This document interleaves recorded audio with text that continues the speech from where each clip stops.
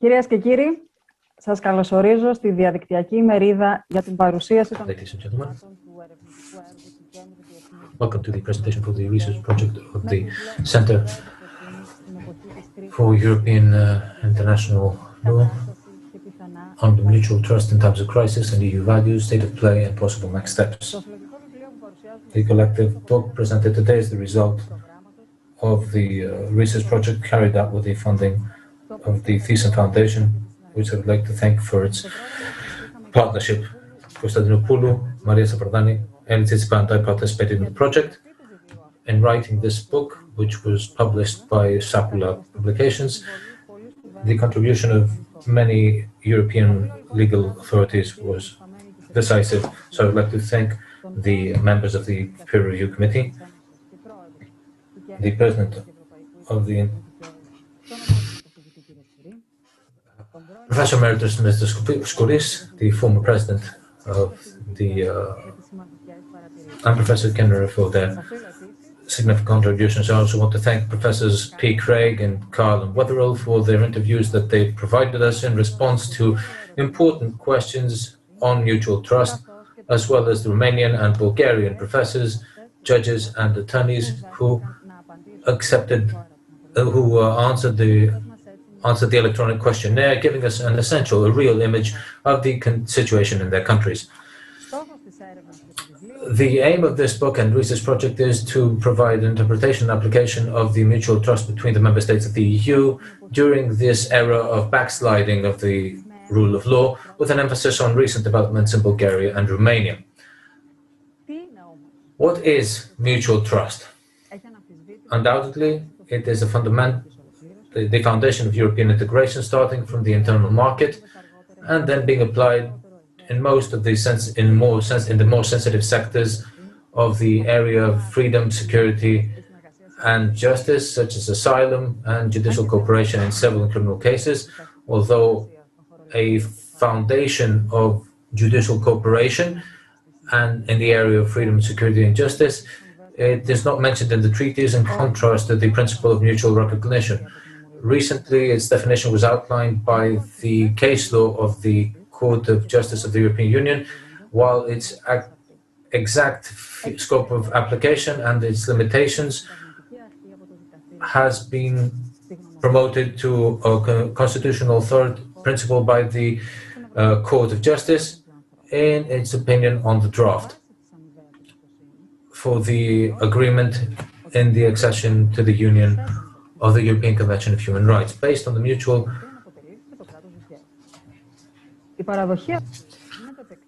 This acceptance is made because the member states have met the requirements for their accession to the European Union, including respecting these principles, and they are contracting parties of the ECHR. This means that national rules of law, national legal systems respect the rules of law. So the principle of mutual respect it means that all member states meet and respect the fundamental rights of the European law and the fundamental rights, human rights. The operation of mutual trust in the AFSI lies in the acceptance of the necessary guarantees that it is not necessary in every isolated case to audit, to control the level of protection of fundamental rights in other member states. Mutual trust is therefore a requirement of mutual recognition through which we achieve cooperation in the area of safety, justice, security, justice and cooperation, despite essential and procedural differences of national legal systems. Although common values are the basis of mutual trust in the EU is facing a crisis of values, which reveals that member states comprehend differently the fundamental values, especially the rule of law. This crisis led to the activation for the first time of the process of Article 7, paragraph 1 against Poland by the Commission and then Hungary by the European Parliament, aiming to ascertain by the Council the existence of a clear danger of the violation of Article 2. Therefore, While faith in mutual trust between member states was initially unwavering, it became obvious in recent years that even in the EU, respect of fundamental values must not be taken for granted. Systematic violation of values that are enshrined in Article 2 by certain member states has resulted in the subversion of the presumption of mutual trust. The field where this was made where the corrosion of mutual trust became most obvious was judicial cooperation in criminal cases. Recent case law of the CJEU has revealed a change in the understanding of this principle. The court recognized that we can recognize limitations in mutual trust, not just in cases where union legislators foresaw for it specifically, but also in exceptional cases such as the crisis of the rule of law. So why is it of decisive importance for mutual trust to the crisis of rule of law? Because it forced the court to accept that it is not blind trust, but it might not be implemented even in cases where it is not foreseen to. But it could not be any different. If the court had insisted on blind mutual trust, it would have ignored the risk that it corresponds to in the area of security, etc. The violation of fundamental rights or the value of the rule of law in a member state can, through mutual trust and mutual recognition of judicial rulings, be exported beyond its borders in the legal systems of other member states and become contagious, within quotes. That's why the court, regardless of how much it defended mutual trust as something of fundamental importance, it accepted in the end that the presumption is open to rebuttal. So the question is, how should the EU respond in order to restore mutual trust in the area of security, freedom, security, and justice? The book focuses on the balance between the implementation of mutual trust as blind trust and as mutual distrust between the member states of the EU in the new era of backsliding. In light of recent legislative reforms in Bulgaria and Romania, which impacted the rule of law, judiciary independence, and the protection of fundamental rights, we are exploring the means at the disposal of the EU against the crisis of the rule of law, and we propose a series of realistic improvements as regards these countries. Lastly, the book concludes in certain proposals regarding future steps of the EU. I will start my presentation with the balance between effective implementation of union law and the securing of the protection of fundamental rights, a balance which the court is called upon to find in implementing mutual trust, especially during crisis of values. Transition from undisputed trust to earned trust indicates that the point at which this balance is achieved has shifted. Interesting examples of this shift can be identified in the sector of judicial cooperation in criminal cases. Therefore, we focused our analysis on the special interest of the case law of the Court of the European Union and on the implementation of mutual trust by national courts, as the judicial authorities of member states are in charge of issuing European arrest warrants. Therefore, the role of the national judge is decisive. The first aspect of the case law of the court as regards the European arrest warrants that we examined is the way in which the court, with its decisions, guides national courts in implementing mutual trust. What does the implication of mutual trust mean for the system of the European arrest warrant? That it will be executed by the judicial authority of the member state, in the exception of the cases mentioned exhaustively in the decision framework as reasons to refuse its execution. Therefore, the person called upon to assess whether a warrant will be executed is a national judge. But what will happen when there are very exceptional circumstances that are not foreseen in the exceptions? This question led national courts to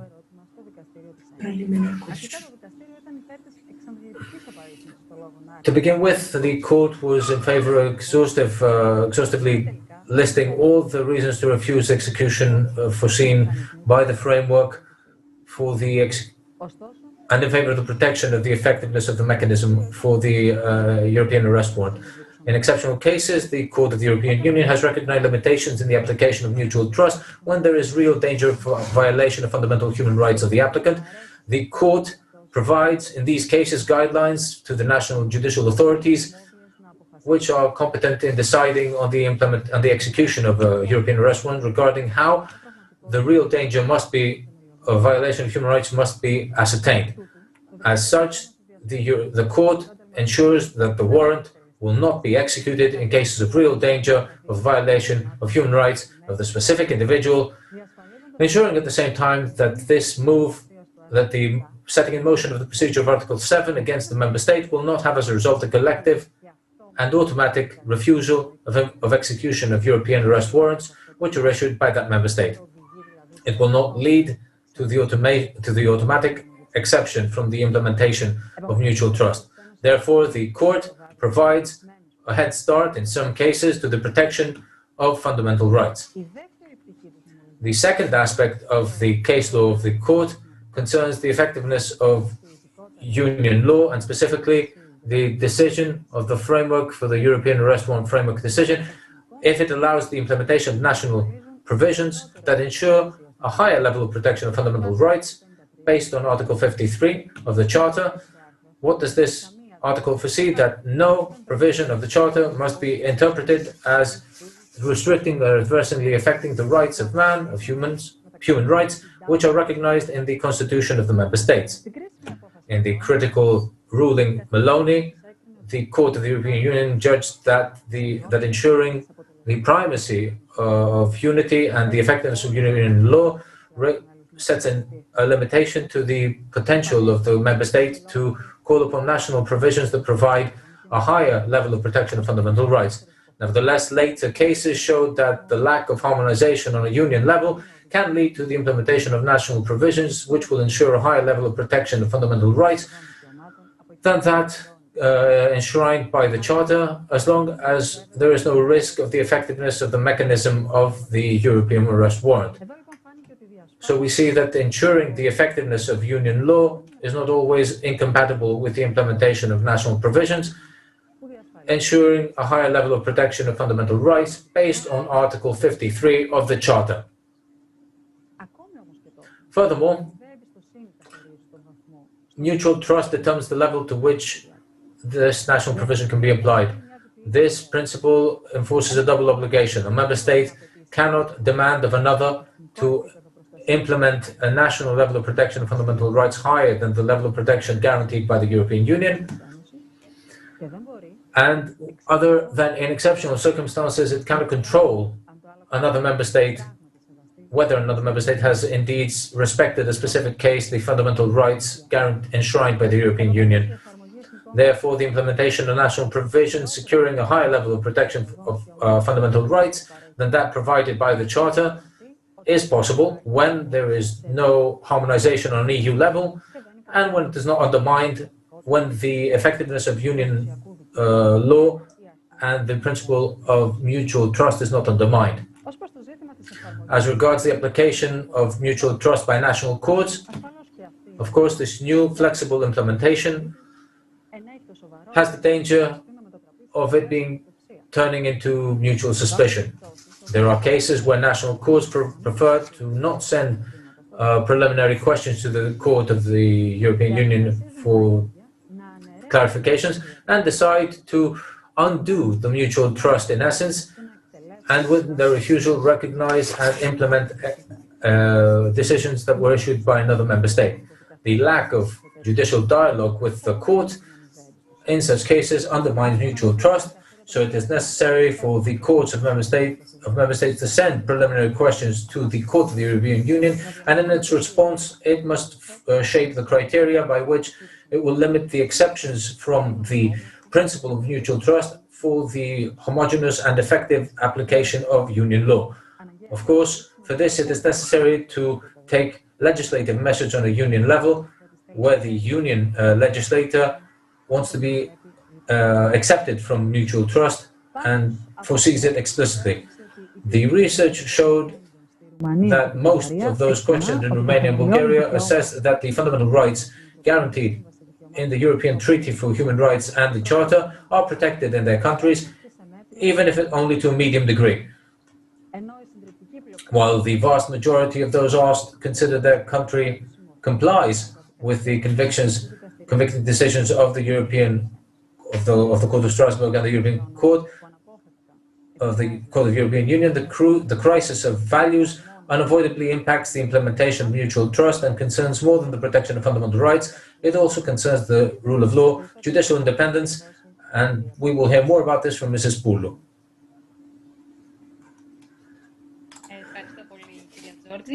Thank you very much, Mrs. Georgi.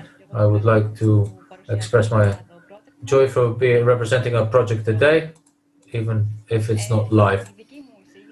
In my presentation, I will try to clarify the terms of the rule of law and judicial independence and to connect them with the principle of mutual trust.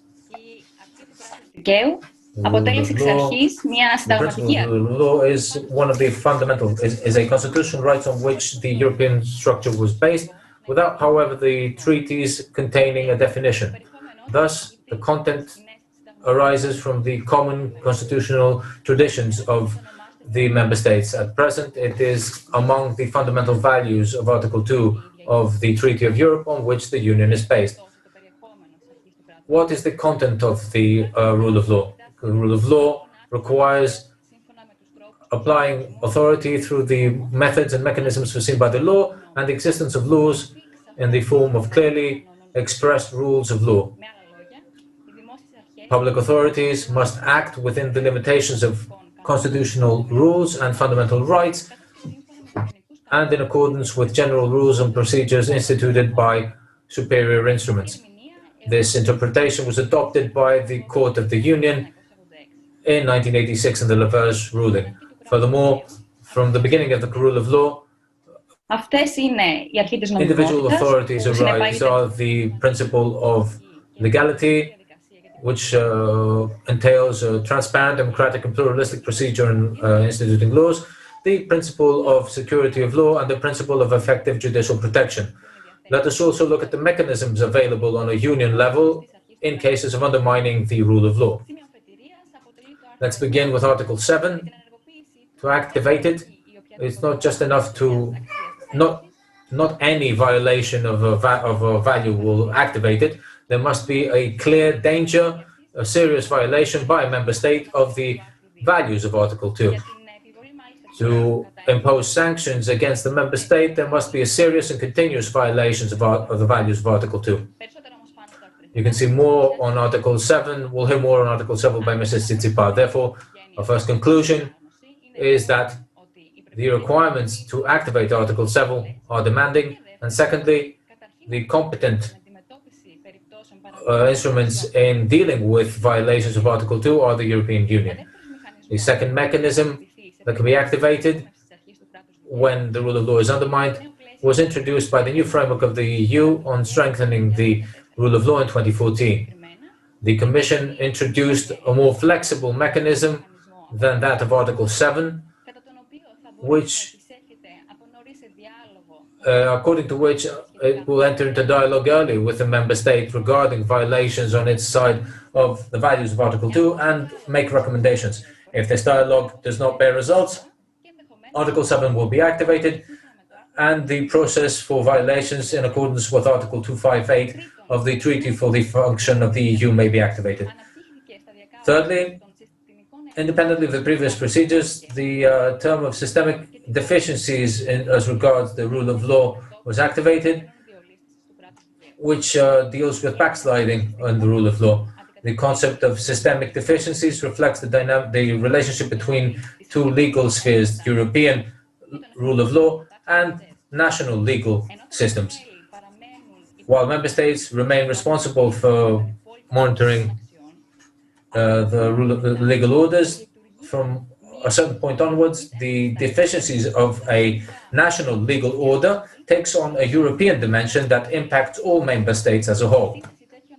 The connection of such systemic deficiencies with the rule of law is not always easy, as the distinction between regulatory, physical, or physical, as we would call them, systemic violations is not always clear. Nevertheless, it is accepted that there are systemic violations when a legal system is not in a position to deal with violations on a permanent basis, and the law ceases to serve its main purpose. Thus, the violations turn into characteristics of this legal system.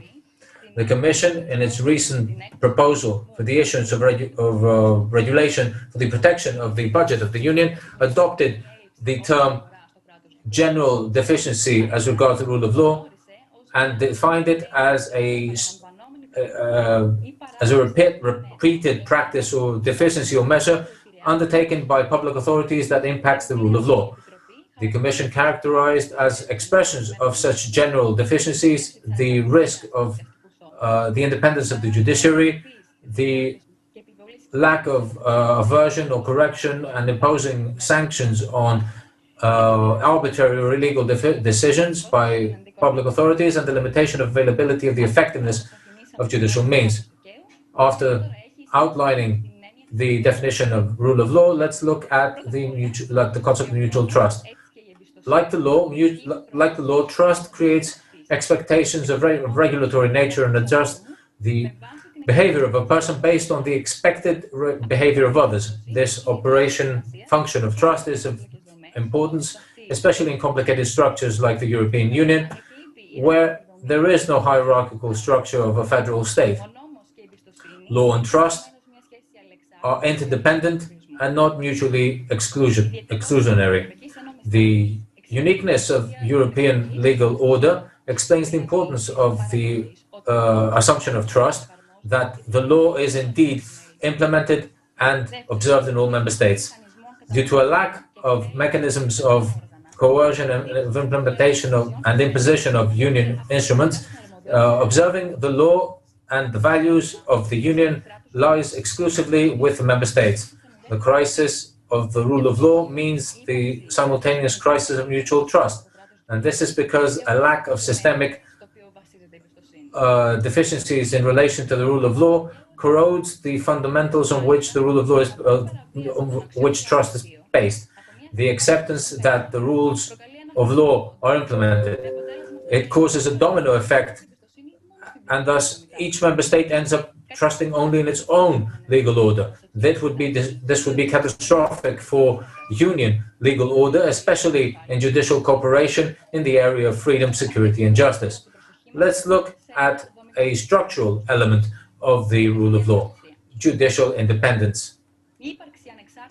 The existence of independent and unbiased courts is required in every legal order from the moment of the separation of powers, as the courts control the compliance of the public authorities with the limitations set by law, and judicial independence is a structural element of the principle of rule of law. In the EU, it is outlined in paragraph 19 in Article 19 of paragraph 1 of the Treaty of the EU. In the decision on the Portuguese judges, it was clearly said for the first time that Article 19 of the Treaty of Europe specifies the value, the principle, the value of the rule of law of Article 2 of the Treaty of Europe. And according to Article 19, the Court of the European Union secures the observance of justice in accordance with the interpretation and the application of the treaties, while member states foresee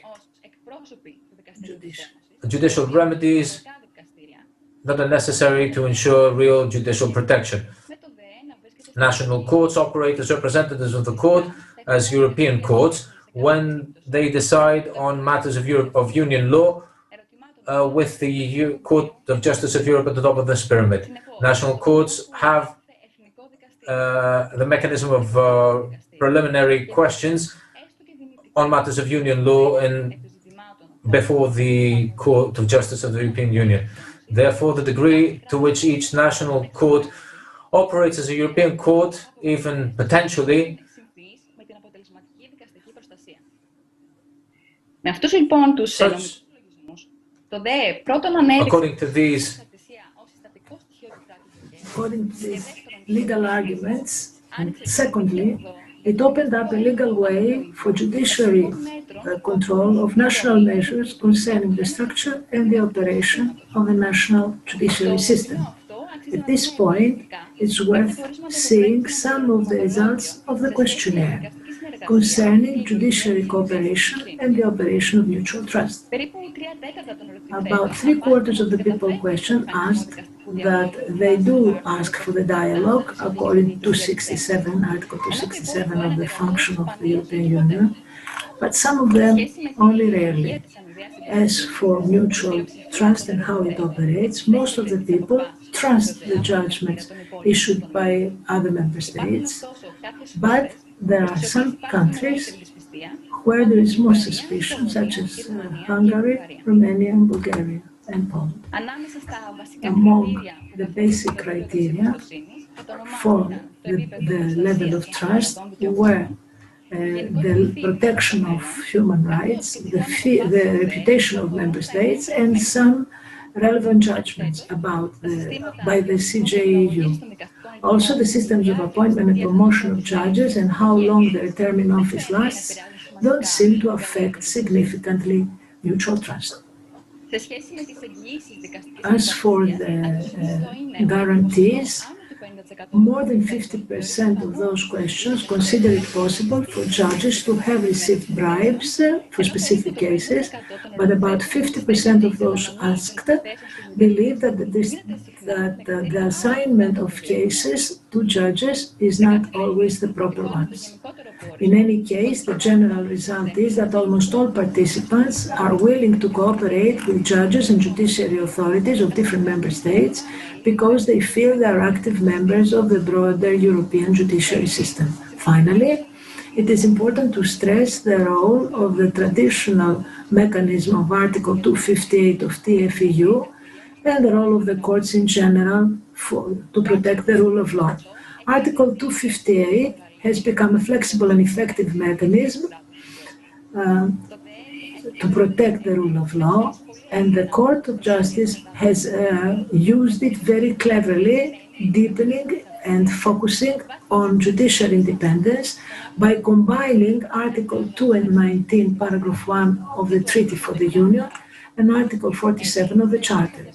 This way, in a recent ruling about Commission against Poland, the principle of the judge for life was the focal point of the ruling. The previous activation of this procedure of Article 7 does not mean that Article 258 can also be activated, because the two provisions have different goals. Article 7 is a mechanism of political nature with very strict prerequisite conditions, whereas Article 258 is the legal route for the compliance of a member state. Therefore, these two provisions are complementary, mutually complementary. The advantages of Article 257 are the flexibility in activation, the possibility of a speedy procedure, and also provisional measures can be taken that can protect the operation, the function of the Union. However, the execution is up to the member states. The only thing that can be imposed is financial fines, financial sanctions. So it has been proposed that if there is systematic refusal by a member state to implement a decision, a ruling by the court, or to pay the fine, this conduct can be interpreted as expression by this intermediate of their desire to leave the Union. To conclude, I'd like to refer to the role of courts in securing the rule of law. Greek courts, on their part, can actively use the possibility of imposing preliminary rulings, for example, Article 19 of the EU Treaty, and give the opportunity to the court to help them with a preliminary ruling, and the court can also give them detailed instructions as to how to implement the principle of mutual trust in specific cases appearing before the court. Therefore, if we reinforce judicial dialogue about what is happening in the European Union, is in this case a basic tool. Besides the dialogue between courts, there are some other tools that can be used, and these are going to be presented by Elitsi Tsitata. Και καλώς ήρθατε και καλησπέρα και από μένα. Η δική μου εισήγηση... My presentation focuses on political dialogue and the initiatives on dealing with legal initiatives in dealing with the crisis of values and placing limits on the principle of mutual trust, respect of Article 2 for the treaty, including the principles of the rule of law, is not just a requirement for a member state to join the union, and also an obligation throughout its remainder in it. The question that arises is, what are the tools that the union has at its disposal when a member state ceases to respect one of the fundamental values of Article 2? In our mind, to mind comes Article 7 of the Treaty of the European Union, which gives an instituted response of the Union in cases of serious violations, serious and continuous violations with respect to common values of the Union. It has gathered many characterizations, such as toxic or the nuclear option, and has been greatly criticized in the bibliography due to its inflexible application. Initially, we should point out that the specific mechanism may be activated even in cases of violation of fundamental values of Article 2 that extend beyond the competencies of the Union concerning exclusively sectors of action of national competency, while it is also the ultimate solution and is destined for cases of an exceptional nature. In reading the provisions of Article 7, they must make a distinction between the two mechanisms that foresee the prevention and the sanction and the imposition of sanctions. The prevention mechanism, which was activated for the first time against Poland in December 2017 and then against Hungary in September 2018, is foreseen in the first paragraph of Article 7. It can be activated either by 1/3 of the member states or by the European Parliament or by the Commission, and can then lead to decisions being made by the Council with a 4/5 majority, following the approval of the Parliament, which must ascertain the existence of a clear danger of a serious violation of the values of Article 2 by a member state. At this stage, a dialogue begins with the interested member state, and the procedure may lead only to the adoption of recommendations towards it and not imposing sanctions. The mechanism for the imposition of sanctions, on the other hand, includes two individual stages, which are foreseen in paragraphs 2 and 3 of Article 7. In the first stage, 1/3 of the member states or the Commission may request of the European Council to ascertain the existence of a serious and continuous violation of the values of Article 2 by a member state. The relevant decision will be adopted unanimously and after previously the approval has been given by the European Parliament. This decision is a necessary requirement for the activation of the second stage of the mechanism for the imposition of sanctions, which foresees the capability of the Council with a special majority to decide the suspension of certain rights of the member state in question, such as their vote at the Council.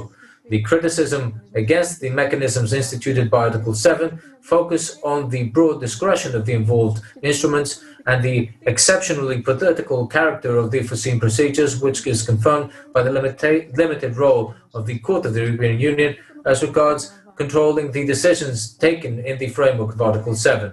Furthermore, the required majorities are especially difficult to be achieved, especially the unanimous majority in the framework of the European Council. The cases of Poland and Hungary indicate that alone the activation of the preventive mechanism of paragraph 1 of Article 7 is not adequate. Taking the relevant decision requires time and depends on the surrounding political atmosphere and the priority each presidency of the Council attributes to it in the discussions of the specific issue. The Commission has tried since 2014 to strengthen the armory of the Union against phenomena of violation, the backsliding of the rule of law, and introduced a new process. This new procedure aims to intercept such phenomena as soon as possible, as early as possible, and is implemented before Article 7 of the Treaty of the European Union to deal with threats against the rule of law that have a systemic character, following a model similar to the cooperation and verification mechanism for Bulgaria that's in place for Bulgaria and Romania. The new framework of the EU for the strengthening of the rule of law, as it foresees 3 stages, specifically the assessment of the Commission, the adoption of recommendation, and monitoring of the implementation of the recommendation by that state. This mechanism was implemented for the first time in Poland in January 2016, without, however, bearing any real results, given the reluctance of the Polish authorities to cooperate with the Commission and become involved in a constructive dialogue with it. Both the mechanism of Article 7 and the new framework of the EU to strengthen the rule of law have significant weaknesses that hinder its effective implementation. Specifically, an effective implementation of Article 7 would require the immediate and decisive action of the competent instruments, including the direct activation of the sanction mechanism of paragraphs 2 and 3 of Article 7, if the relevant requirements are in place, and not the previous activation of the preventive mechanism of the first paragraph, as happened in Poland and Hungary. Furthermore, the difficulty in achieving unanimity required in the European Council in order to ascertain a serious and continuous violation of the values of Article 2, which is the requirement for the imposition of sanctions, is posed as a greater justification for the even greater weakness of the mechanism of Article 7. Another point of criticism focuses on the lack of clarity regarding the rights that can be suspended for the member state if this provision is activated. For this reason, in a potential review of the treaties, amendments must be made to the required majorities for decisions to be made, and also greater accuracy in the definitions of the implemented sanctions must be made in order to strengthen the effectiveness and applicability of the provision. Clearly, the possibility of reviewing the treaties in such a way is improbable in the near and not just the near future, given that it requires the ratification of the reviewed treaties by all member states. And of course, we know certain governments that would not support such a review. In face of the inability of these mechanisms, the bibliography has proposed the adoption of a mechanism of political nature similar to the cooperation and verification mechanism, which concerns all values of Article 2 and will be implemented constantly in all member states. In the framework of strengthening political dialogue, we must not forget the power of the implementation of broader της Ευρωπαϊκής Ένωσης στον τομέα της δικαιοσύνης ή ο μηχανισμός παρακολούθησης του πλουραλισμού των μέσων ενημέρωσης. Mechanisms such as the table of monitoring the results in the EU in the sector of justice and the mechanism monitoring the pluralism of media and the report on corruption. Apart from these mechanisms, the Union has at its disposal other legislative weapons which may contribute more effectively to strengthening the rule of law in the Union and a smooth implementation of the principle of mutual trust. The book presents 2 specific proposals: the incorporation of exceptions from the principle of mutual trust in legislation, and the adoption of conditionality practices as regards access to chapters of the Union where there are violations of the rule of law. As regards the first proposal, we should note that the Court of the European Union, to a great extent, has undertaken a role of harmonization through its case law, especially in sectors where there is no legal harmonization, such as criminal law. However, the implementation of case law by national courts is often difficult and complicated, made even harder in member states where judicial independence is undermined. The harmonization of rules and regulations as regards the implementation of the principle of mutual trust in accordance with the relevant case law of the European Union is a necessary step in order to achieve and strengthen trust, mutual trust, and security of justice between member states.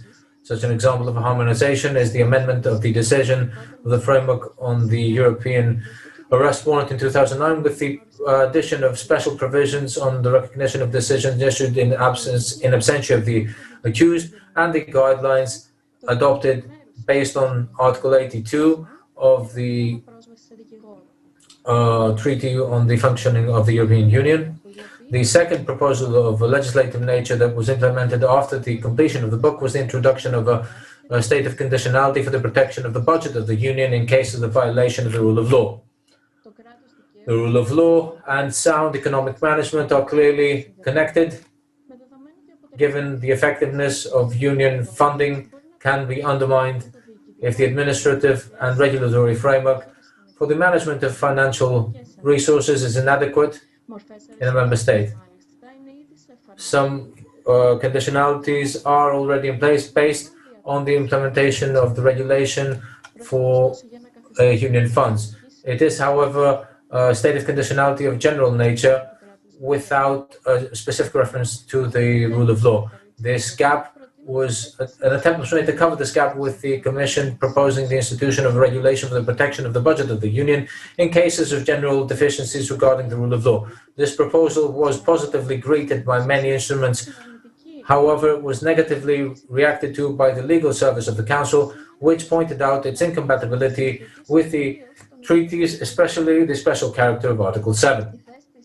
Instituting conditionality as regards the rule of law was also a point of conflict during negotiations in the vote for the budget for the next 7 years and the recovery fund for COVID-19, with member states such as Poland and Hungary threatening of voting against the budget if such a provision was included. The results of these negotiations were an enigmatic compromise that became even more problematic at the European Council meeting in last December. The conclusions of the meetings include clarifications as regards the implementation of the regulation for the institution of the regime of conditionality, of which point 2C stands out, which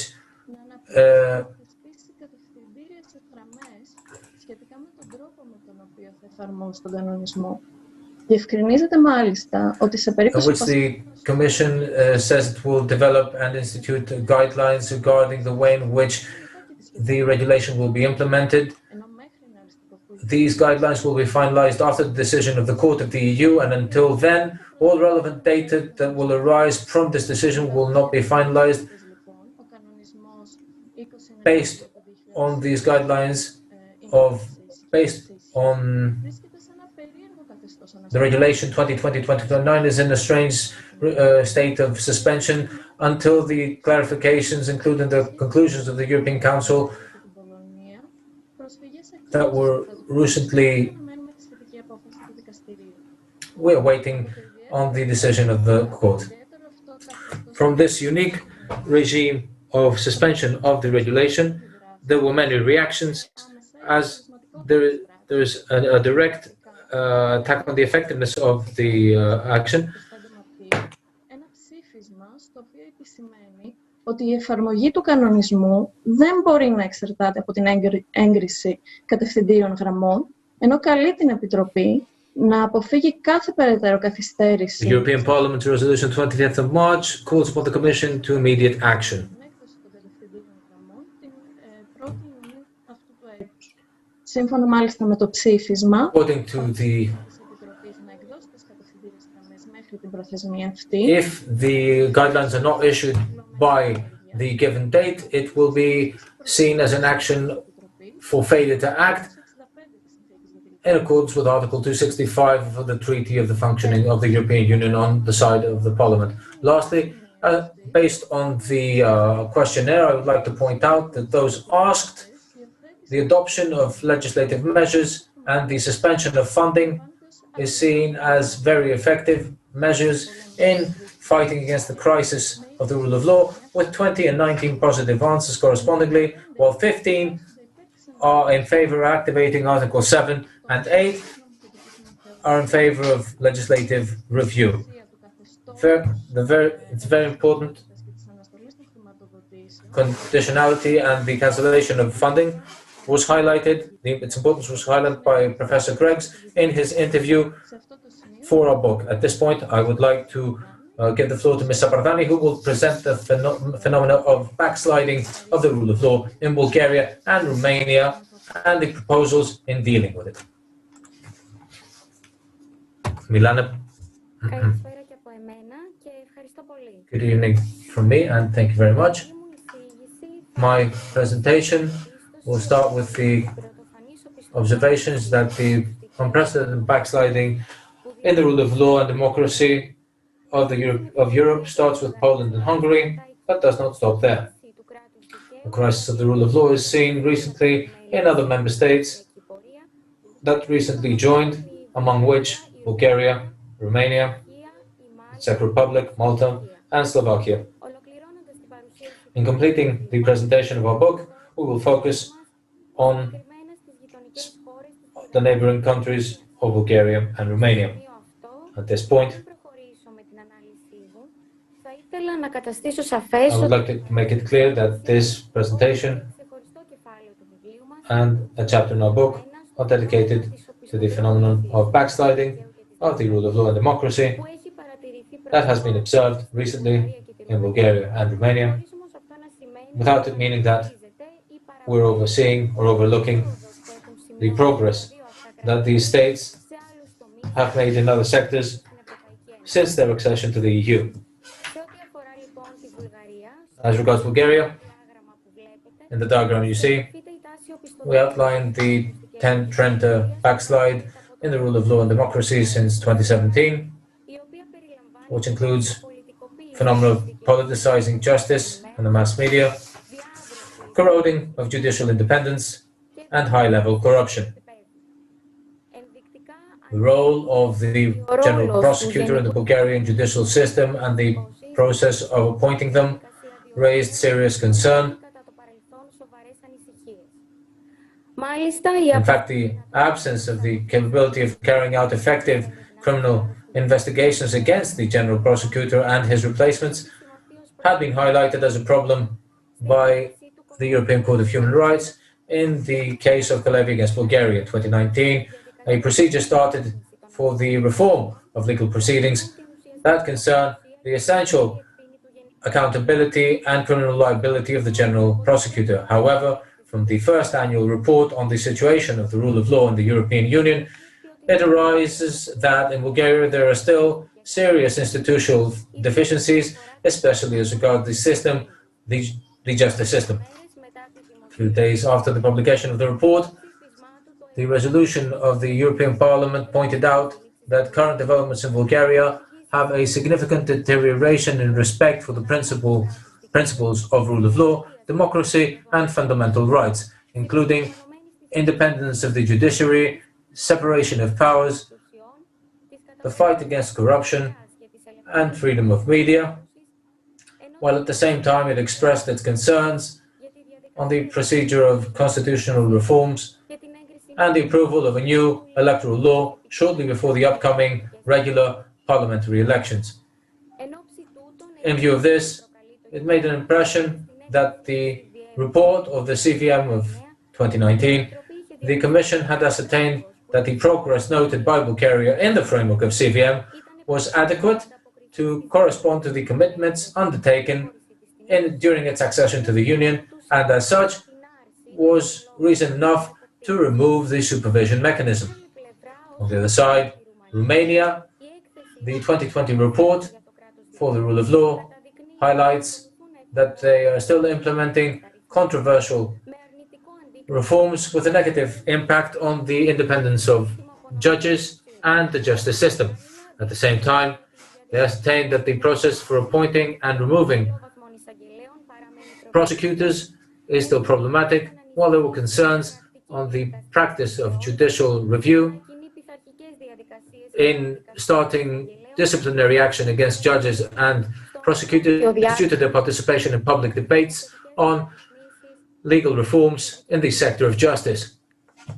Similar concerns were expressed by ADA in the case of Covacy against Romania, after the previous head prosecutor was removed, and head prosecutor against corruption was removed in 2018 due to her participation in the public debate on legal reforms in the sector of justice. The above diagrams indicate that Bulgaria and Romania are still steadily facing various issues of corruption and corrosion of the independence of justice and danger of further backsliding, despite the fact that since their accession to the EU, the reforms in the sector of justice and fighting corruption and organized crime are closely monitored by the Commission through the Cooperation and Verification Mechanism, CVM. Close monitoring of observing the criteria following the accession by the Commission does not seem to be capable in intercepting future deconstruction of principles of European constitutionality. Nevertheless, the view of public opinion on CVM is different. As we see in the graph, the participants in the questionnaire, at a percentage of 70%, ascertained that CVM contributed to the strengthening of the rule of law in their country, at least to a medium degree, if not significantly. When asked if in their view the oversight mechanism introduced by the CVM constitutes discriminatory treatment between member states, participants in 60% responded negatively and agreed that CVM must concern member states only that present serious deficiencies in the justice system and the sector of public administration. Starting from the acceptance that Bulgaria and Romania are cases of member states with serious deficiencies as regards specific aspects of the rule of law, those asked justified current backsliding phenomena to corruption and socio-economic conditions, the lack of judicial independence, the historical background, the lack of adequate monitoring mechanisms by the EU, and the ineffectiveness of the pre-accession procedure. Given this data, legal and non-legal initiatives that were analyzed previously by my colleagues are or seem to be promising approaches which may encourage the EU in its difficult work to avert a further backsliding and to restore member states that have strayed back to the path of the rule of law and liberal democracy. The initiatives in question, however, are of general application. In other words, they are to be applied on a case-by-case basis, individually or cumulatively, mainly or supplementarily, after taking into account the singularities of each member state in order to preserve or even strengthen the effectiveness of the measure. In this framework, we must take into account the historical and political background of the member state, its legal culture, and the level of backsliding. Under these conditions, what is the recipe of success, specifically for the case of Bulgaria and Romania? At this point, we should respond to this question given the results of the participants in the questionnaire. As seen in the graph, almost 74% of those asked believe that the independence of the judiciary will be strengthened effectively if the processes of appointing and promoting judges are surrounded by specific guarantees. 60% believe that securing better work conditions, including a more manageable caseload, are steps in the right direction, while special importance to the strengthening of judicial independence is given to further legal reforms and the drastic limitation of control by the media.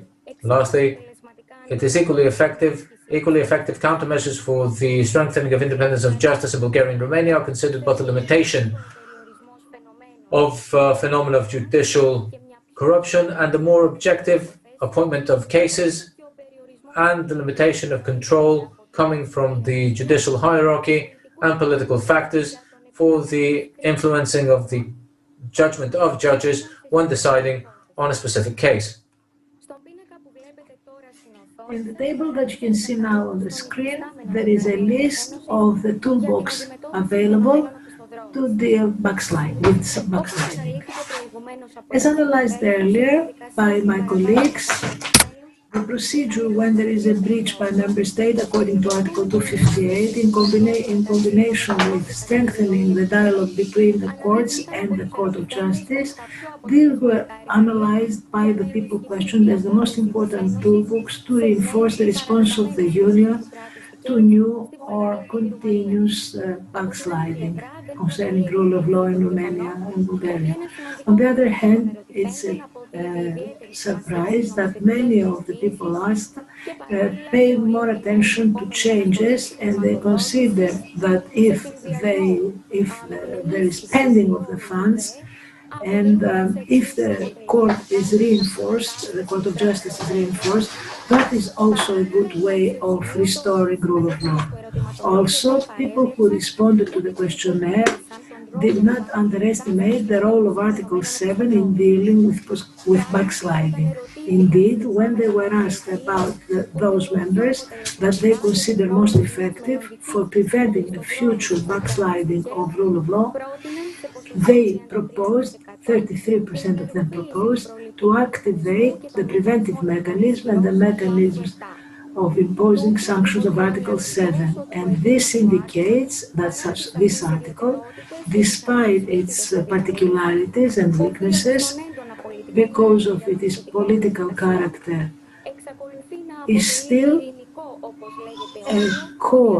a nuclear weapon and a core tool for the Union if there is a serious and continuous breach by a member state of the values of Article 2. Finally, some important minorities accepted that political institutions need to be reinforced, and maybe Article 7 should be revised so that it will be useful to deal with any potential future degrading of values of the core of European constitutionalism. In the light of all this, it is clear that if there is a breach of Article 258, both academics and institutions believe that they are the top tools to deal with rule of law backsliding and to protect democracy. Indeed, if one takes into account the case of Poland, where instead of dealing with using Article 7, the Commission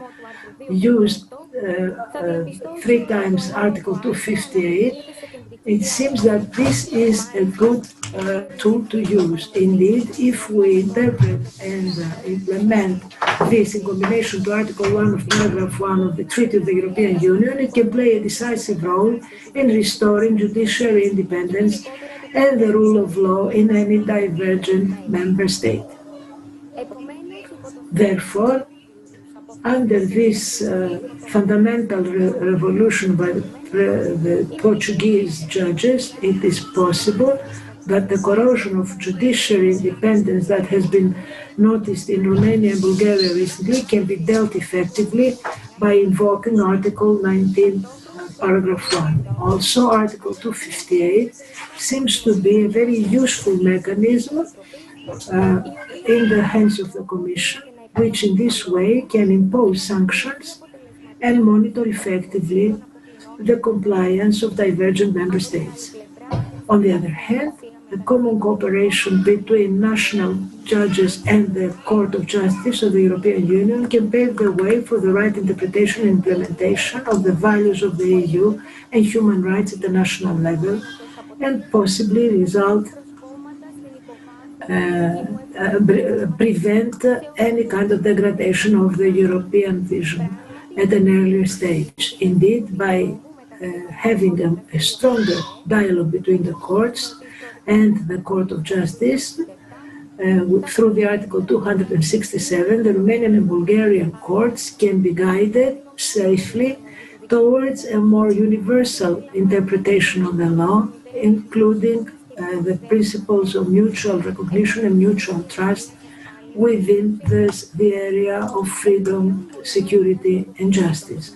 Furthermore, because a review of the treaties is not a realistic scenario,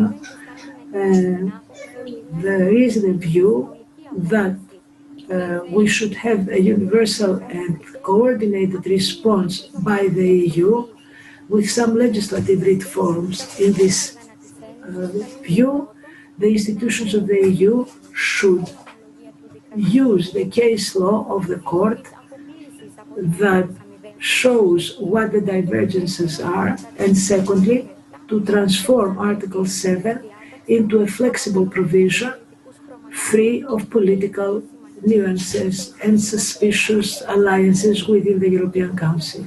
For the same reason, the Commission is asked to take a leading role and the title of the trustee of the treaties. As we heard in the first part of the presentation, the Commission has been blamed for that it was quite responsible for this crisis in Bulgaria and Romania, since in its reports for the CVM presented a distorted image concerning the standards of the rule of law and democracy. If one goes through the ratings of the Commission, they'll see that the reports and the evaluations were not sufficient for these two countries concerning fighting corruption and organized crime, and they were not consistent. So the Commission seems not to have fully fulfilled its task, its duty, to ensure that Copenhagen criteria are observed.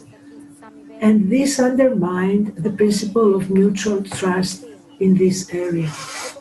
Therefore, its contribution is required in strengthening mutual trust between the member states and through the composition of integrated, reliable, and regular reports that reflect the reality in Bulgaria and Romania and set clear targets to be achieved.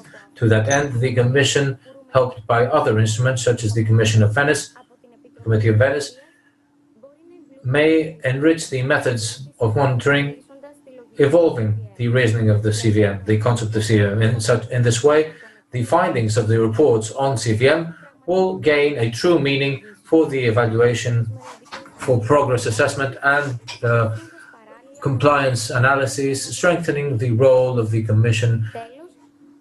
Lastly, as mentioned previously by Mrs. Tsitsipa, given the useful fiscal management, that sound fiscal management is a requirement for the respect of rule of law and democracy, institutional instruments of the EU are recommended to suspend funding in cases where the crisis of the rule of law in specific member states sets into danger sound implementation of the European Union budget.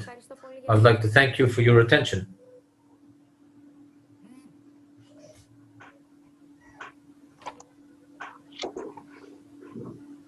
Καλησπέρα σας και από μένα. Good evening. We will go into the second part of today's event, and I would like to ask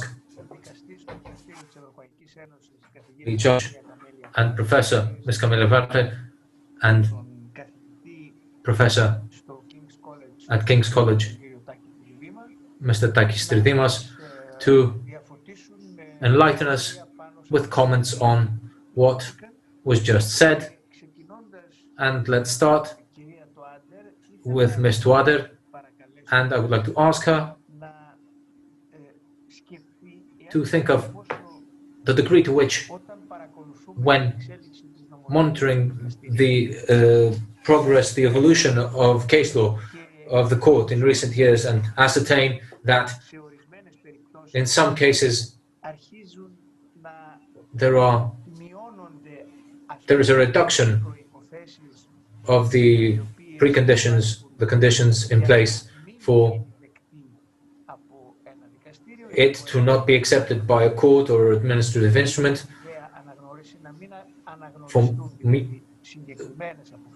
So specific rulings are not mutually accepted, and this may happen in courts as well, that the pre-requirements for reasons that are explained, but one must look at the result as well, are being reduced, and the principle is being altered, which was once the authority that once was very powerful, that there cannot be a European Union without mutual recognition of the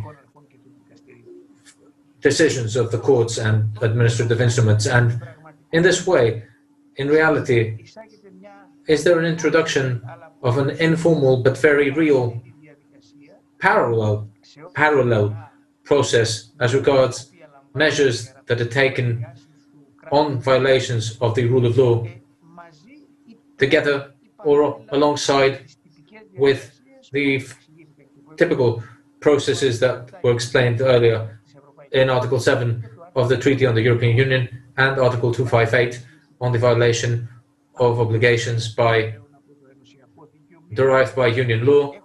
So, do we now have an evolution, a development that places on the shoulders of national judges the obligation of ascertaining whether in the other member state, in another member state, there are conditions in place for recognition of judicial rulings? So is this development something that causes problems, or can it also lead to problems? This is what I would like to ask her to explain, together with her comments on the issue that was mentioned earlier,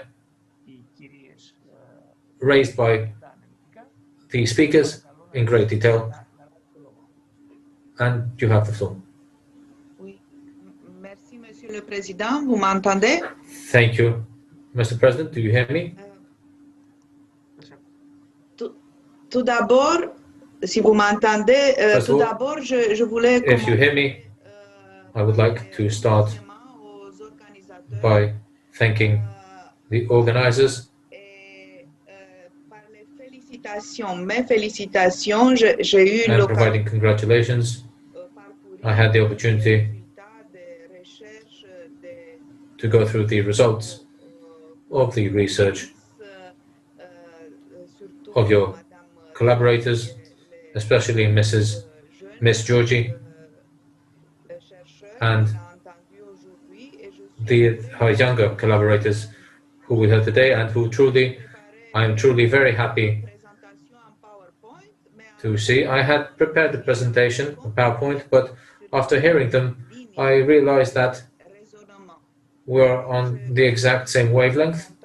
So I'm glad in that respect that you invited me, and I was able to hear with you all the participants, and of course with your presidency, Mr. Skouris, co-laborateur ici dans cette dernière partie du workshop. As collaborators in this most recent part of the workshop, having Mr. Tridimas, I did not want to respond immediately to the questions that you asked, Mr. President, without first observing and congratulating the Greek people as a whole for its 200 years of independence and 40 years since its accession to the EU. In listening to the presentations, and from the very beginning, as you know, I had a small contribution in the contact points in this research. I thought that here we are, Greece, which has which has quite a lot of experience of accession in the EU, 40 years. Greek researchers have more experience in checking and controlling whether the two neighboring countries, Bulgaria and Romania, they have been members for less than 15 years, and they can ascertain whether there has been progress in this sector.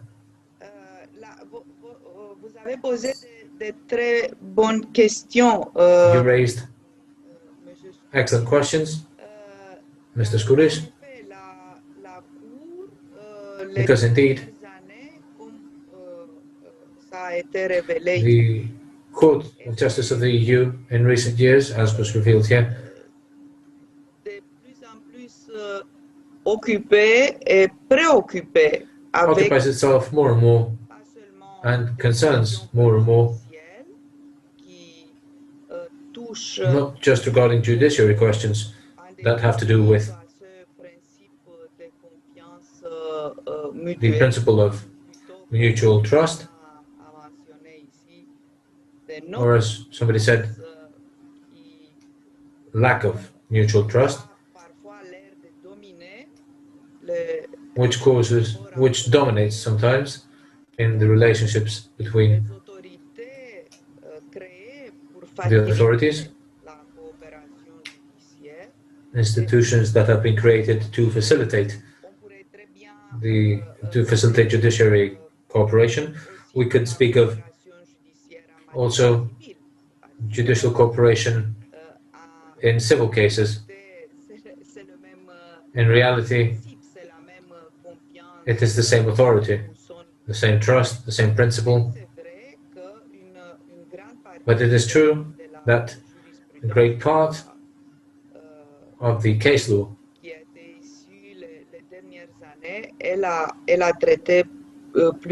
produced in recent years has had to do with judicial cooperation in such issues. Interventions have highlighted excellently this mechanism, this quite fragile mechanism.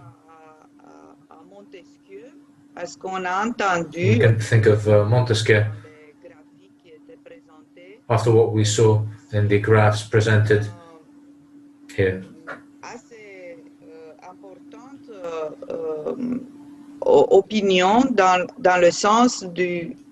Very important opinion in the direction, after 15 years of accession to the EU of these two countries,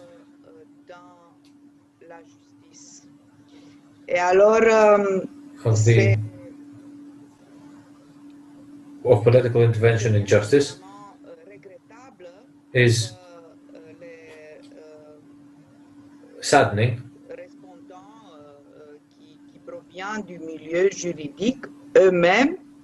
That the ones responding and originating from the sector of justice, coming from this society, are testifying regarding this. Personally, I want to clarify that I'm speaking now, even though I have in the background the auditorium of the Court of Justice of the EU. I'm speaking on my own behalf personally, not in the name of the court. With this personal function, I believe that we must continue to encourage dialogue between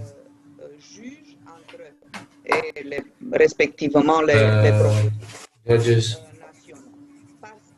and prosecutors, because great progress of this decision for the European arrest warrant.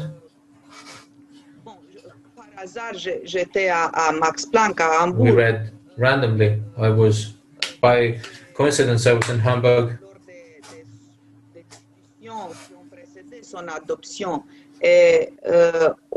during the discussions before the vote on the decision. I read a lot, I participated in many discussions with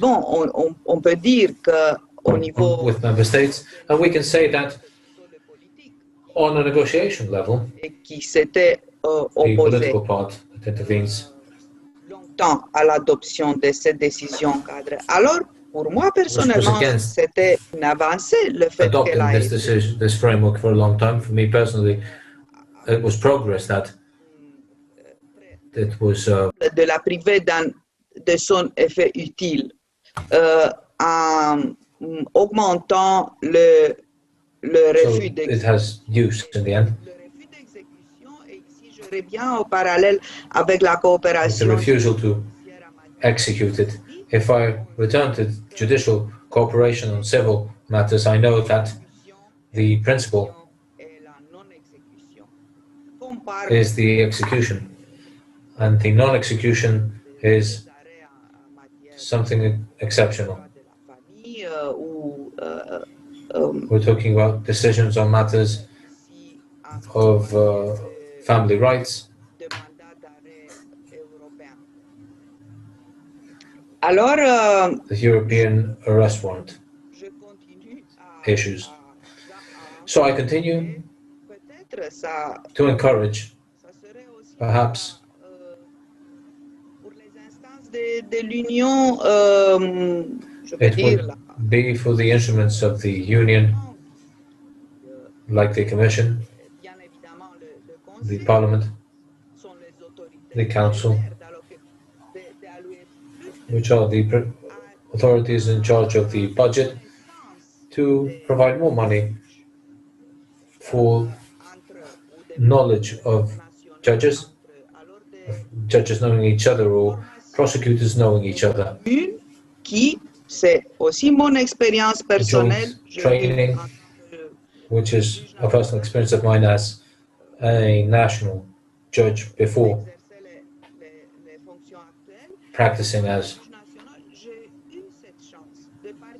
in my current position. I had the opportunity to participate with other colleagues from other member states when Romania not yet became member state, and for us to get to know each other and discuss various matters, because it is different. Political influence is different. I like the distinction that you made during your presentation. The advantage of dialogue between national judges and judges of the Court of Justice of the European Union through Article 257, in contrast with the activation of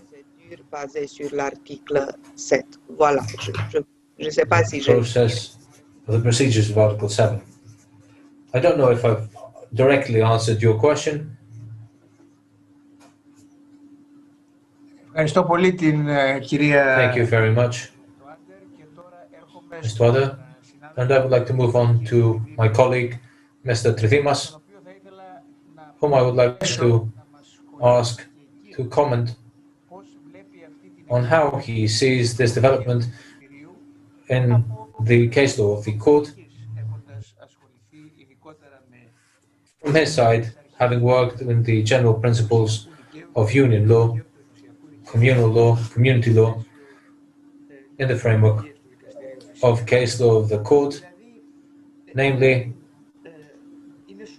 is it right to recognize exceptions even under conditions set out, which it is difficult to ascertain, which are difficult to ascertain by national judges and national authorities in general, to recognize exceptions in the principle of mutual trust and recognition of rulings. And as Mr. Wada very correctly said, that it is not just the criminal cases. To a great extent, we have the matter of civil cases. And here I would also like to ask him if and to what degree this matter, the hard core of mutual recognition and trust, played a role in the matter of Brexit. So did the courts of the United Kingdom, public opinion, and the courts of the UK, do they believe that by leaving the EU, the UK has currently more real competencies? I don't want to say that they have sovereign decision-making on the recognition of decisions. Mr. Tridimas, you have the floor. Thank you very much, Mr. President. Allow me, first of all, to thank the organizers for their invitation. It is my honor to participate. Thank you very much for allowing me to participate and share my thoughts. It's also a great honor to be in the same seminar with the President and Ms. Toda.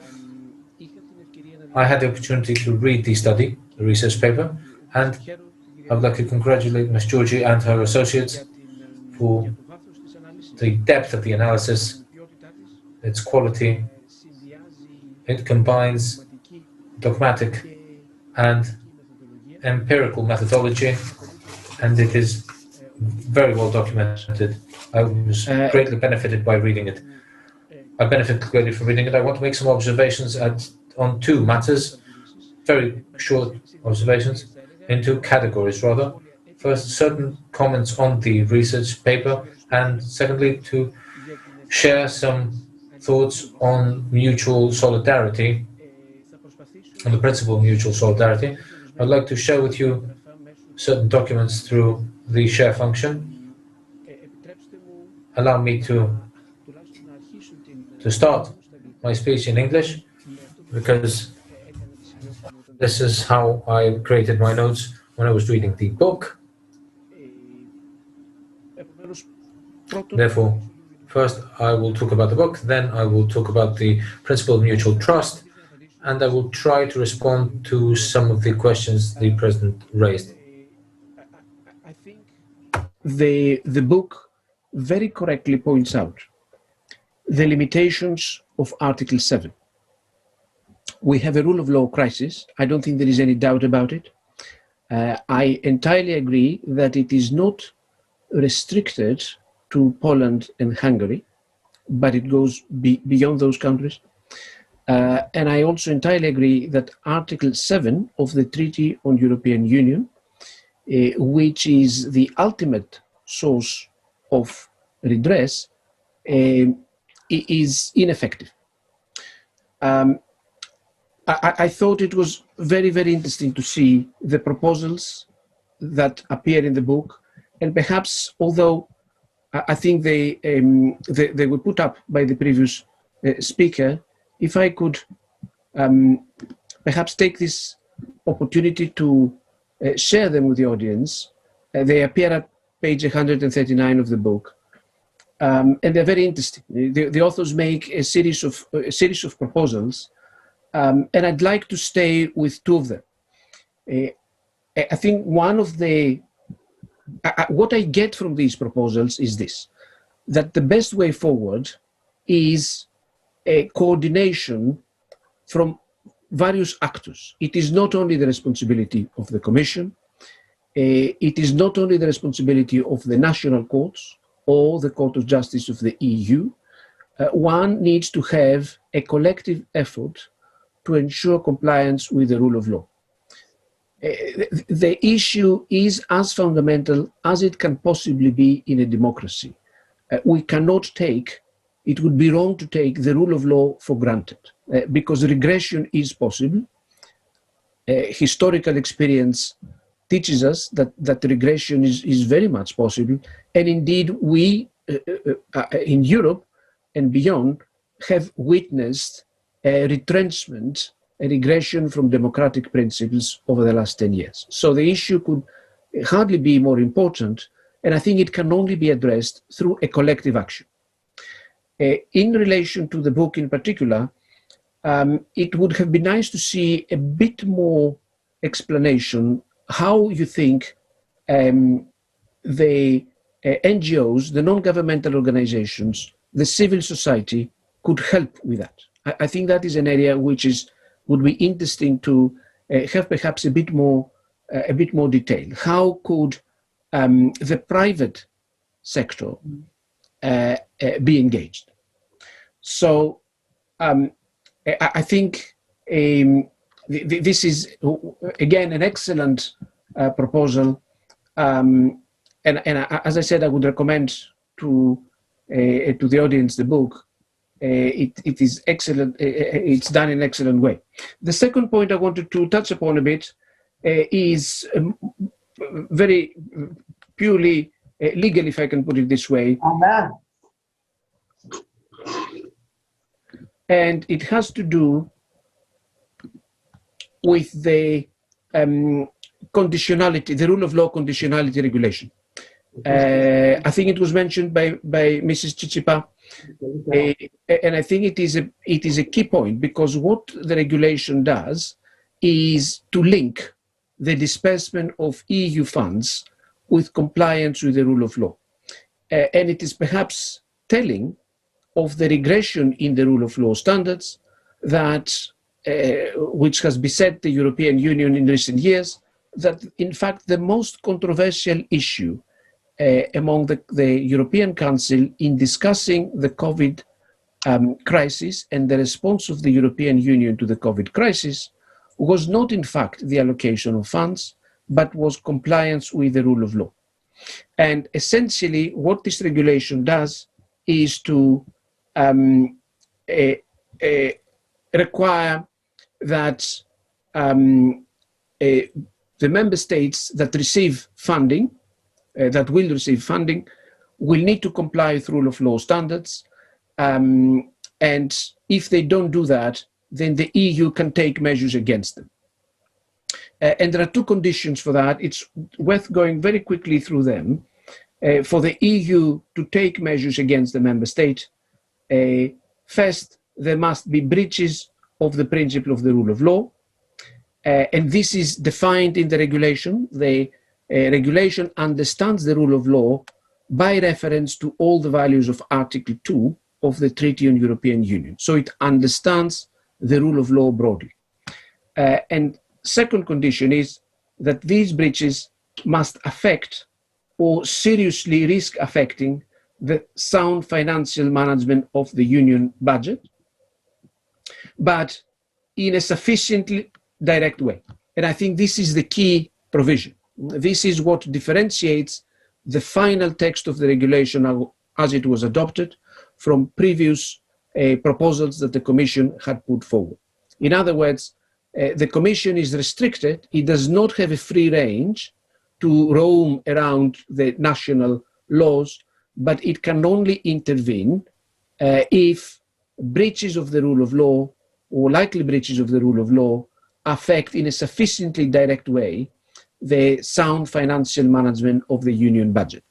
So the question, I suppose, which arises is, when is there such a sufficiently direct breach?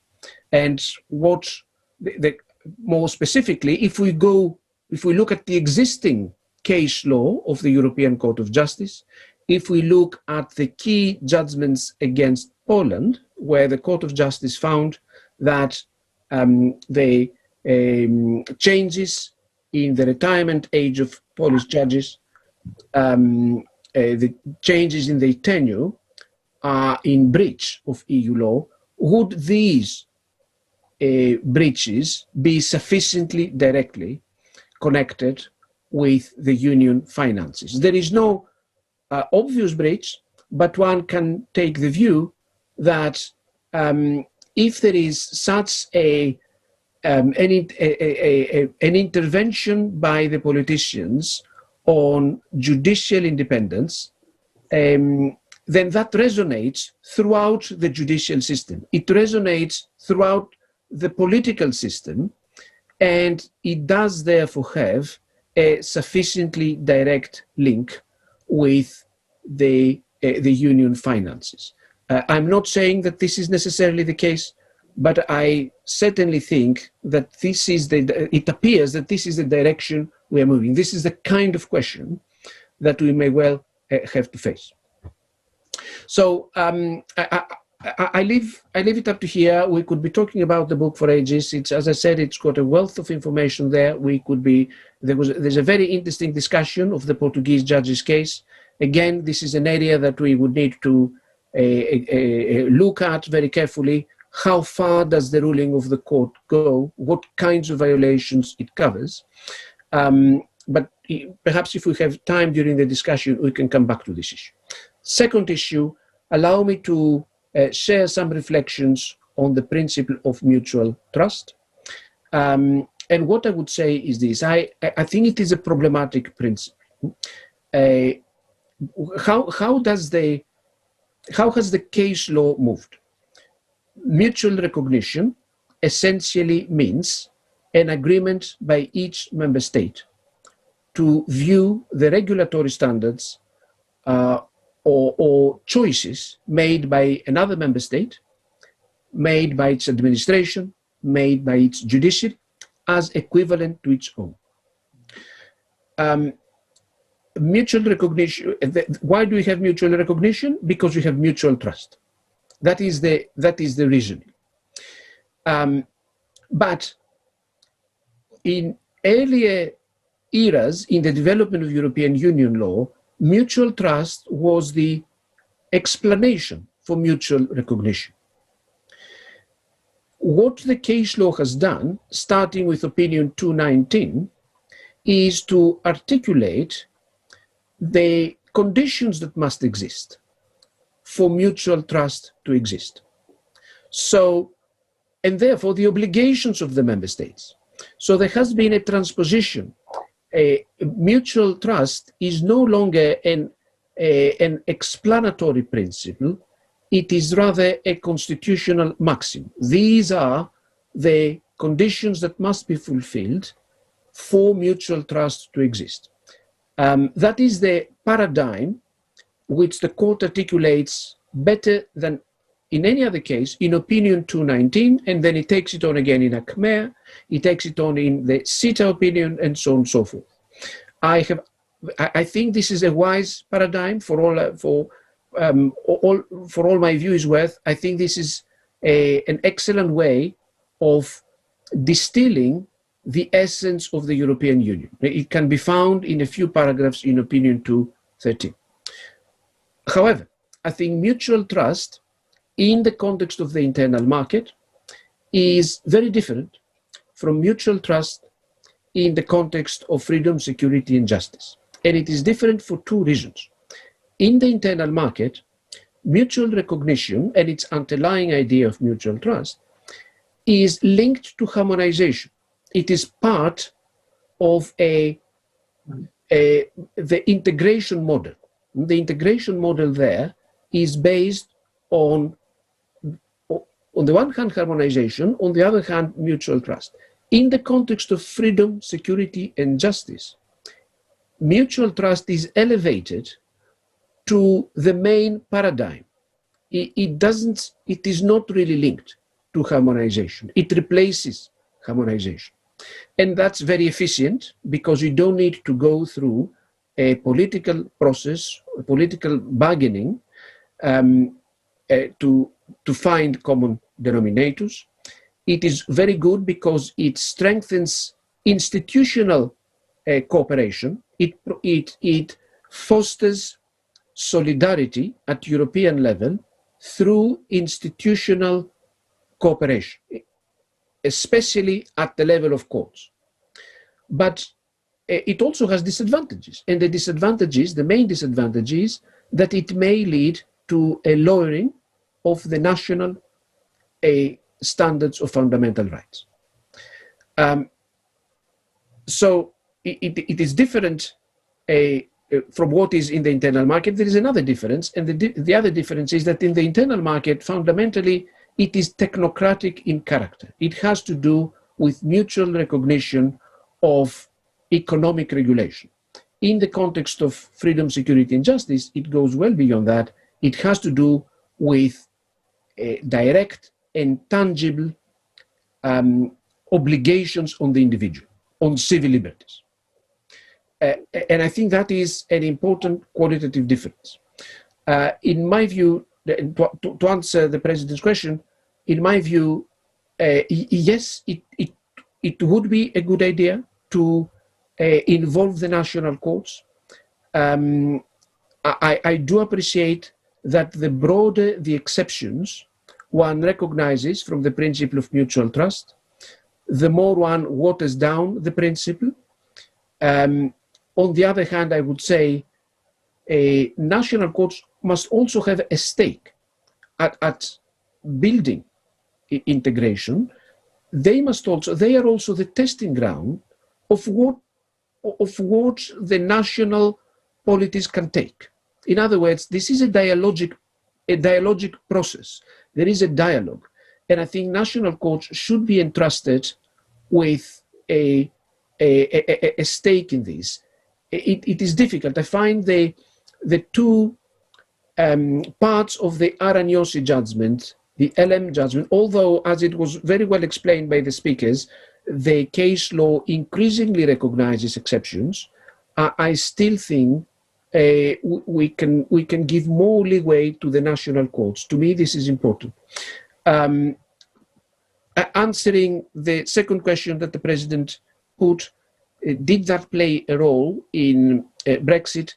I don't believe that it did. I don't think so. It is correct that the English courts did not welcome the NS judgment, which interprets in a particular way mutual trust in the context of the common asylum system.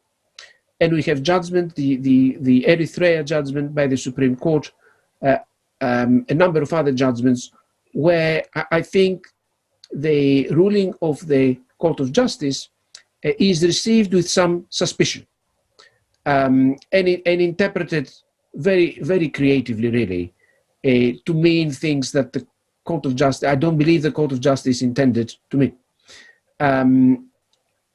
So I think that's correct, but looking at the broader picture, I think from all the branches of government in the United Kingdom, the judiciary has been the most pro-communautaire. It hasn't really, it has always approached the jurisprudence of the Court of Justice with circumspection, with deference, and has preferred to engage in what is essentially a silent dialogue. It would indicate some red lines, perhaps, but not necessarily in cases where it has made preliminary references. So I think compared with the attitude of the German Constitutional Court, I think the Supreme Court of the United Kingdom has been a lot more circumspect, and in that respect, it has also, I think, been influential in the sense that I think what we have in Europe, and the only thing that we can have really, is this kind of dialogic constitutionalism. There is no, I appreciate that national courts cannot be, in a formal way, co-interpreters of the treaty. That is for the Court of Justice to do. But in anything other than a formal sense, I think that they are vital contributors to building the European edifice. It is through this dialogue that what I see is the Court of Justice emitting impulses, giving signals to the legal community, to the governments, to the individuals, and then through a process of corrective readjustments, we come to an area of law reaches a certain maturity. It's like citizenship. The Zambrano case introduced a test, and then the test goes through some corrective readjustments through this dialogue. And I think the same is happening now essentially with mutual trust. I think that there is more to say in the case law, but my overall approach would be that the national courts here should play an important role. I do appreciate how difficult it is. How is it possible for a court in Latvia to determine if there is a generalized deficiency or a real risk of injustice to a particular individual by a court in Ireland? It is a difficult process. But if we go back to a previous era of European integration, the same happened with Silfit. By the nature of things, there has to be some pluralism and a recognition of the relativity of judicial reasoning. And as the US Supreme Court said, we are not final because we are correct. We are correct because we are final. So I think in a mature democracy, citizens have to come to terms with this relativity of judicial reasoning. But the important point, and let me close with that, is the vigilance that we need to maintain and promote the rule of law. We take it for granted, and it isn't. I mean, democracy is by no means a natural way of governance. It requires a lot of effort to maintain it. Thank you very much. Ευχαριστώ πάρα πολύ.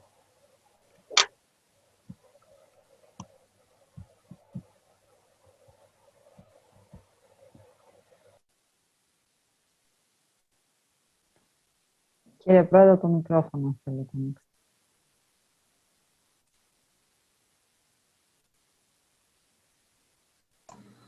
Ναι. Τώρα νομίζω αποκαταστάθηκε. I think the audio is back.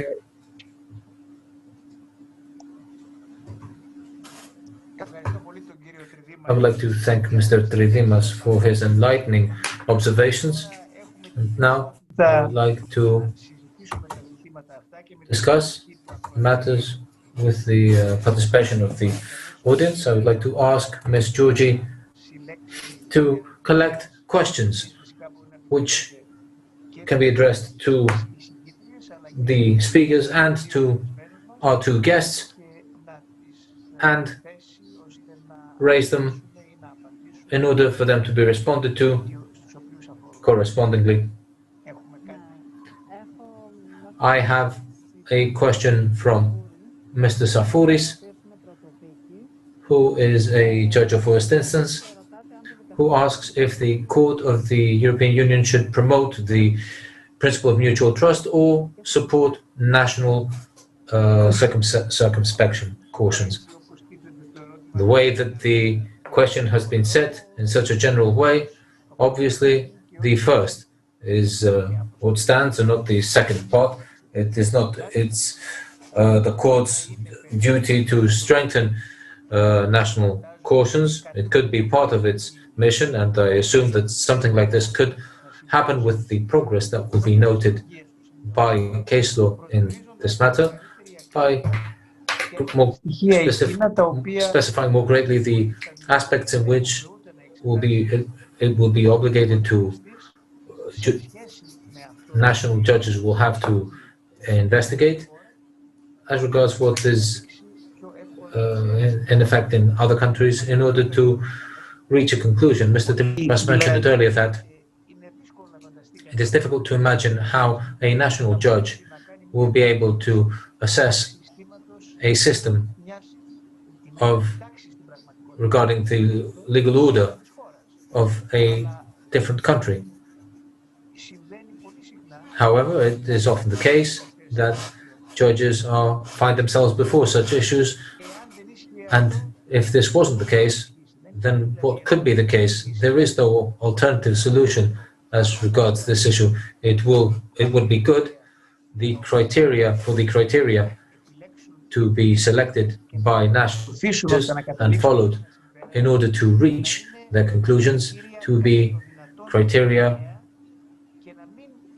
to the greatest degree possible, united single criteria for all, common criteria for all, and not have as a starting point the condition or the situation in their own member state in an effort to enforce, in quotation marks, their own view on rule of law and their own view on the sound operation of justice on another system, saying that whatever doesn't reach my own standards is not good enough, and therefore I will not recognize this ruling, or I will not, or I believe that the principle of mutual trust is annulled or cancelled. I think this is the process that we must look for, and I believe that there will be a development as regards this aspect through the processes of Article 257 or through the preliminary questions.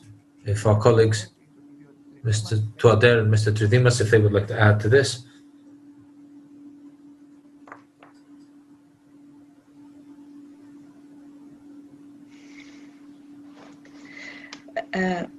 Merci, Monsieur le Président. Thank you, Mr. President.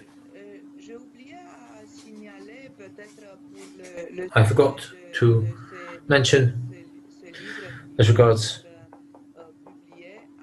the subject of the book that was just published, a recent ruling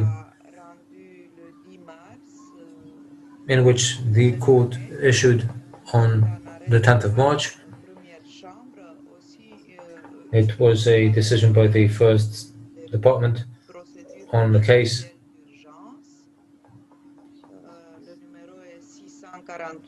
of urgent preliminary operation. It's 624 is the number, 642.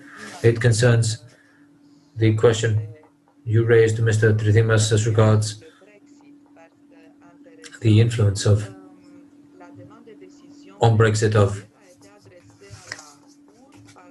the preliminary question. This preliminary question was addressed by the Westminster Magistrates Court to the Court of Justice of the European Union in late November 2020.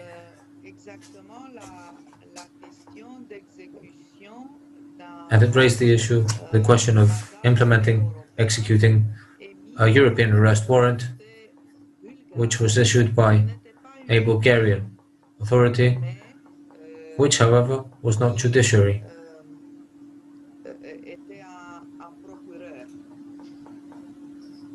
It was a prosecutor.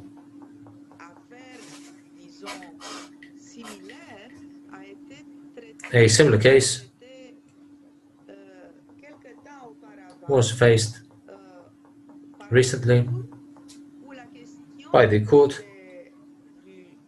in which the question of independence of the Bulgarian prosecutor was raised by a Bulgarian judge himself to the European Court. At first glance, we could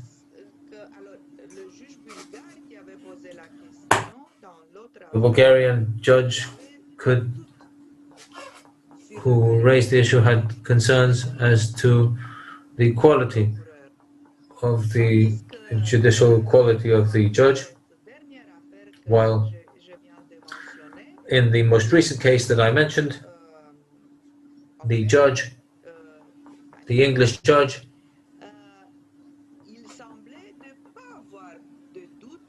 seemed not to doubt as to the quality, as to the property of the judicial authority in the sense of Article 6 and 8 of the ruling in the framework of this prosecutor. It's interesting to see that in the first ruling, the court had more or less said that it is good that the Bulgarian system, it is good for the Bulgarian system to allow for the issuance of a European arrest warrant by a prosecutor. It corresponds with the Charter and all the principles and the framework decision. And then the most recent decision in March 10th, the court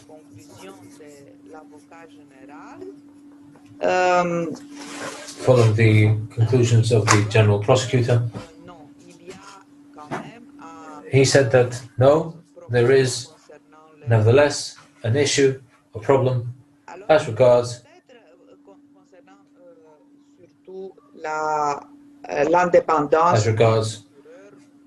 first and foremost the independence of the prosecutor, and we heard in the presentations of our researchers in the first part of our meeting today that in reality there is something in this issue as regards the appointments, etc. So we could say that it's a work in progress. Even on a European Court of Justice level, Court of Justice of European Union level, as an observer, we can't say that there is a clear line. This most recent ruling tried to frame itself by mentioning many previous cases, set a precedent, but I continue to believe that, firstly, it is the national judge, as underlined. These are the first European judges. It is first the European judges who make these assessments based on the studies of comparative law, European judicial law, and there are many ways to inform oneself as to whether they can or cannot trust their counterparts. Thank you.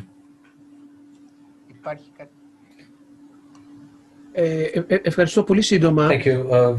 In brief, I would say that I completely agree with what Ms. Tuader said and what you mentioned earlier, Mr. President. A way for someone to comprehend the principle of mutual trust is like a principle that governs applicable law.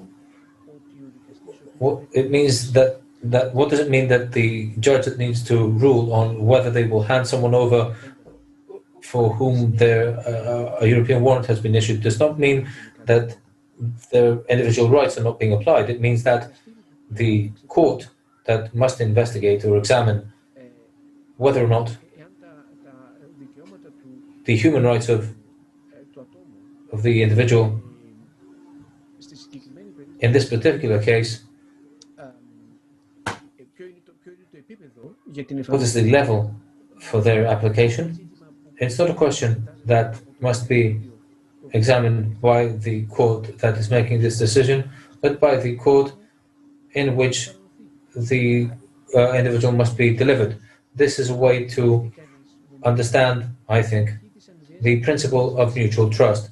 It doesn't mean that, it means it's a principle that governs which courts, the court of which country is competent for the application of individual human rights. Thank you. I would agree 100% with what Mr. Tridimas said and also with the conclusions of Ms. Tuader, because the decision made both by the Court of Justice of the EU is based on the data that the court has at its disposal. And I assume that one cannot expect that there will be a full assessment of the system.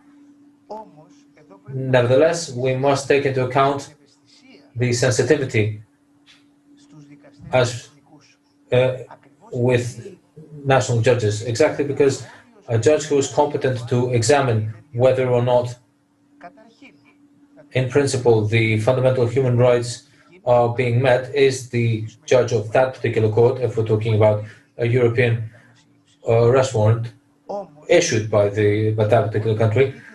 When an issue of recognition of the arrest warrant is raised, it is true that because the judge called upon to execute this warrant, the judge of the other country must obviously take a positive decision as regards the requirements, the legal requirements of this warrant. In the past, there was the impression that if a European arrest warrant has been issued by an authority of a member state, it will be considered as to have met all the requirements in place, and most importantly, that it respects the fundamental human rights. But slowly, this principle started to bend, and now there is a danger of the judges in the second country submitting questions as regards the situation in the first country, in the country in which the arrest warrant was issued, which go very in depth, take a long time. I've observed discussions where this matter was stressed, that the judge issuing the arrest warrant undergoes a sort of interrogation, a Spanish Inquisition as regards his profession, and the judge of the second country may not be satisfied with the answer he receives and come back with more questions. For example, asking, I just want to mention it without comment on it, how many square meters does each cell in such and such prison of the country in which you are asking for this person to be extradited have? I want to say that even here, the responsibility of a national judge is great, because you cannot start with the standards of your own country and say, well, this is what the required standards are in order for the fundamental rule of law to be in effect and the human rights to be observed. Otherwise, we reach a system that subverts mutual trust. So the responsibility of national judge is great in two directions: in meeting observing the requirements, and also not displaying an exaggeration as regards the requirements that they are required in order to accept an act that's being issued by a judge or an authority from another country. And this, of course, stays true for the entire issue of mutual trust, not just criminal cases, but that is where it is highlighted more clearly and more vividly. But it's not just that. There are many other cases. Civil cases, as regards the operation of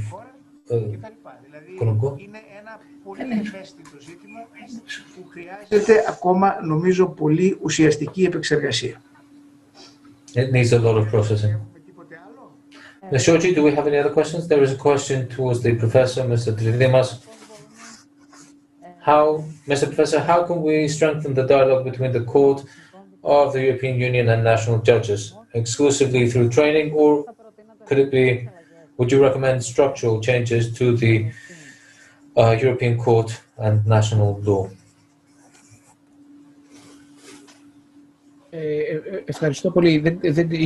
Thank you very much. Perhaps I'm not the most appropriate member of the panel to respond. I would say there are various ways. I never thought of structural changes for the need of structural changes. I'd say that the use of preliminary questions are measured and is the result of a conscientious and composed examination of the file is always a means to increase cooperation.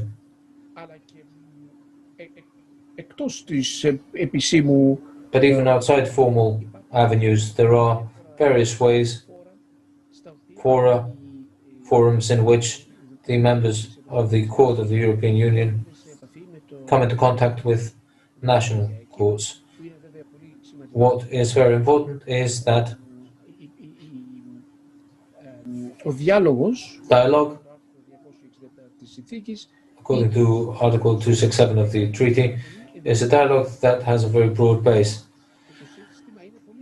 The system is very democratic in the sense that every judge, every national judge, independently of where they are located in the national hierarchy, can contribute to the dialogue and participate in this dialogue on structural changes. I never thought that they were necessary, but perhaps Ms. Toda or the President have a different opinion. Thank you.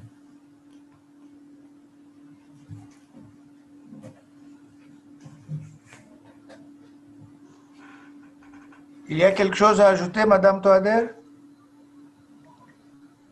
Non, tout est parfait. Do you have anything to add? No, no, everything's fine. Δεν έχουμε τίποτε άλλο? If we don't have anything else, no, we have no more questions. Excellent. Then I would like to ask Mr. Toader and Mr. Tridimas if they would like to add something, and we can close our discussion today. Mr. Toader, is there anything you would like to add?